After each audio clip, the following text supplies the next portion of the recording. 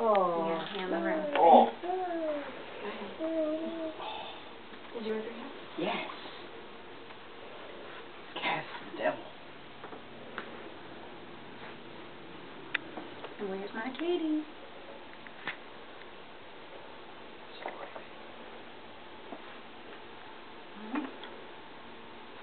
The subject of my speech today is near and dear to the hearts of many of us.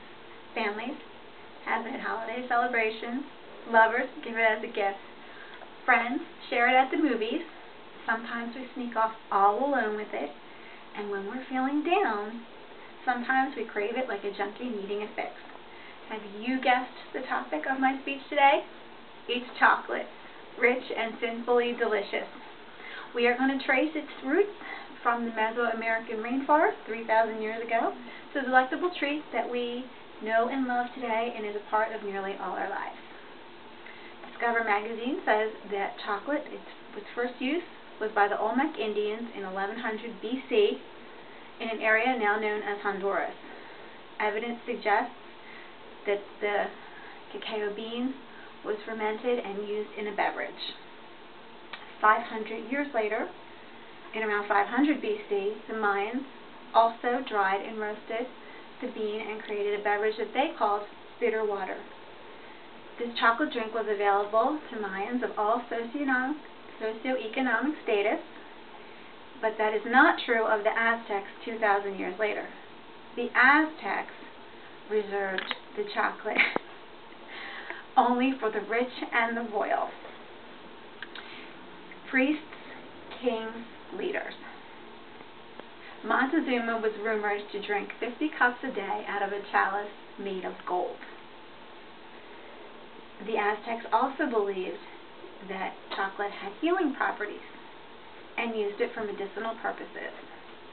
Cocoa, as we know, increases serotonin levels, boosting mood. They used the bean as currency. They taxed their citizens as well as their neighboring tribes with the bean. That's how the taxes were paid. Also, they used it as currency for items bought and sold. A slave was worth 100 beans, and 10 beans would buy you the services of the world's oldest profession. The Aztecs traded the bean to Christopher Columbus, and he brought it back to King Ferdinand and Queen Isabella, but they disregarded it. They didn't think it was valuable. In the early 1500s, the Spanish once again presented the bean to the King of Spain.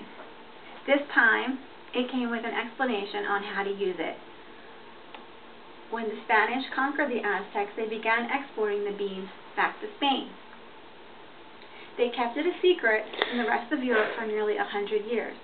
And in fact, the British sunk 2 Spanish cargo ships, believing them to be full of sheep dung.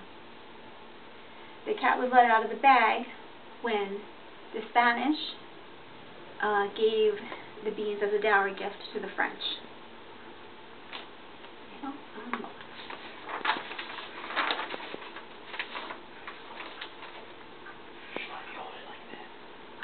Chocolate underwent a transformation of sorts when it reached Europe.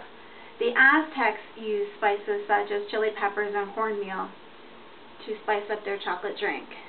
The Europeans added sweeteners such as vanilla, sugar, and cinnamon. The drink eventually made its way into Britain when the first chocolate house opened in London in 1657. At that time, it was a drink reserved only for the rich, but with the Industrial Revolution, things began to change. Chocolate was made by hand for several hundred years, and then when mass production of chocolate became possible, chocolate's prices dropped and became available to all. With each passing year, chocolate changed and grew.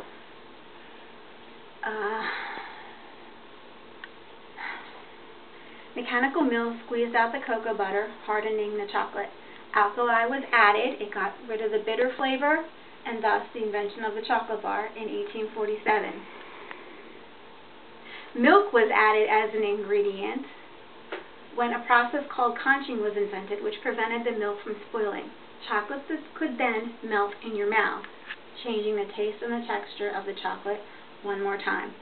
While many of these inventions and developments were created by people that you've probably never heard of, early chocolate pioneers included Henry Nestle, Rudolf Lindt, and the Cadbury brothers. While chocolate has its roots in Central America, 75% of the chocolate produced today comes from West Africa in countries such as Ghana, the Ivory Coast, and Nigeria. Brazil used to be the #3 producer of chocolate.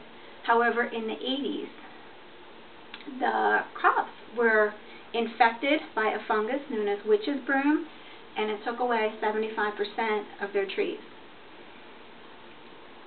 Cacao trees are planted in areas near the equator where it is hot, humid, not windy, and lots of shade.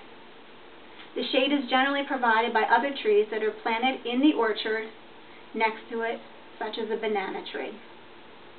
It takes 3 to 5 years to harvest your first bean. There are 3 types of beans. There's the Criollo, which is from Ecuador and Venezuela. It is a very fine bean and it is very difficult to grow. The world's best chocolate are made of Criollo beans, about 10%. Most of the beans are Forastero, and they're the ones that are grown in West Africa. They yield hardy and plentiful plants. The rest of the plants are hybrids, which are a cross between different types of beans. According to the Field Museum, cacao pods are picked by hand. Workers use long poles with big blades attached to slice the pods right off the trees. They have to do this very carefully, otherwise they'll injure the tree. Then you take a machete to open the pod and you put the beans in a box. The box is then covered with banana leaves and it's left out to ferment for about a week. In another week, you put the beans out to dry once they're a nice dark brown color and let them dry in the sun for about another week. Then they're put in a burlap sack and shipped off to the manufacturer for production, and each burlap sack will weigh about 200 pounds. As far as manufacturing is concerned, the manufacturers make different types of chocolate for distinct purposes. The most popular type of chocolate is milk chocolate. Milk chocolate is made of milk, obviously, and 10% chocolate liqueur. It is used primarily in candy and is not suitable for baking. According to Wikipedia, baking chocolate is unsweetened chocolate, which is 100% chocolate liqueur, bittersweet chocolate, which has vanilla, cocoa butter, sugar, and an emulsifier added, semi-sweet chocolate, which has less cocoa butter but more sugar than the bittersweet. Dark chocolate, by definition, is any chocolate that does not contain milk. According to U.S. standards, dark chocolate must contain at least 35% chocolate liqueur. Dark chocolate has been in the news lately for its heart-healthy benefits. As far as chocolate is concerned, the darker, the better. According to the world-renowned Cleveland Clinic, dark chocolate has heart-healthy benefits. Chocolate contains flavonoids.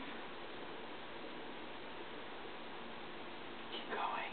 She distracted me. Contains flavonoids. Okay. Which come from plant-based food. And they contain antioxidants which help to repair free radicals, such as arterial plaque and lower cholesterol LDL levels.